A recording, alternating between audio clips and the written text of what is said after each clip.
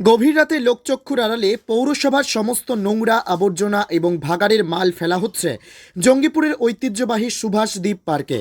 শনিবার মধ্যরাতে নোংরা আবর্জনা ফেলতে গিয়ে পৌরসভার গাড়ি আটকে বিক্ষোভে ফেটে পড়লেন স্থানীয় বাসিন্দারা।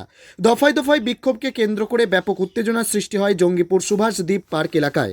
১৩ নম্বর ওয়ার্ডের কাউন্সিলরকে ঘিরেও বিক্ষোভ দেখান আমজনতা।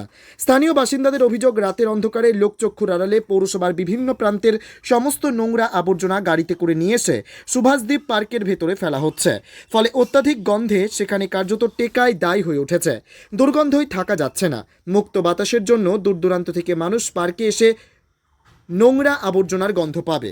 অবিলম্বে পার্কে আবর্জনা ফেলার বন্ধ করার দাবিতে সরব হন সাধারণ মানুষ।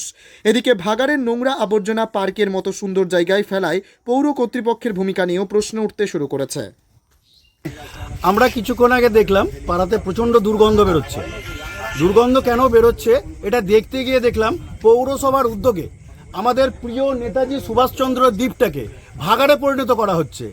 এই কারণে আমাদের যুব সমাজ এই ব্যাপারটাতে খুব ক্ষিপ্ত। এটা তো সুভাষদ্বীপ তো পার্কে মানুষজন আসে, তো এখানে ভাগাড়ে মালপত্র ভাগাড়ে পড়ছে কেন? এইটাই তো আজকে আমাদের প্রশ্ন পৌরসভার কাছে, যে ভাগাড়ের মালপত্র আমাদের প্রিয় এই সুভাষদ্বীপে পড়ছে কেন? তো মানুষ তো দুর্গন্ধের মধ্যে ভরে যাবে। অবশ্যই আমরা এরই প্রতিবাদে নেমেছি আজকে। পৌরসভাতে এত টাকা খরচা করে পার্কটা তৈরি করলো, তাহলে কি পাওয়া যাচ্ছে? এর কোনো ফিডব্যাক আমরা পাচ্ছি না। কেন পৌরসভা এত ভালোভাবে তৈরি করলো? আমাদেরও প্রশ্ন আমাদের আজকে পৌরবিদার কাছে। কি না আপনার? আমার নাম প্রভাত কুমার দাস।